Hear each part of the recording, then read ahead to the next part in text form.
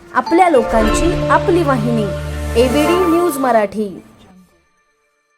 आपल्या शहरातील ताज्या घडामोडी पाहण्यासाठी आपल्या एबीडी न्यूज मराठी चॅनलला सबस्क्राइब करा आणि लाईक शेअर करून पहा शहरातील ताज्या घडामोडी थेट मोबाईलवर।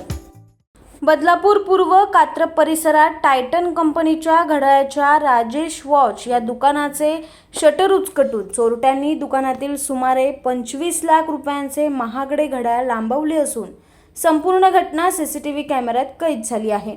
बुधवारी पहाटे 4:34 राजेश वॉच या दुकानात धाडसी चोरी करण्यात आली। ही चोरी सीसीटीव्ही कॅमेऱ्यात कैद झाली असून 2 पेक्षा जास्त चोर या चोरीत असल्याचे सीसीटीव्ही कॅमेऱ्यात कैद झालेल्या दृश्यावरून समोर येत आहे।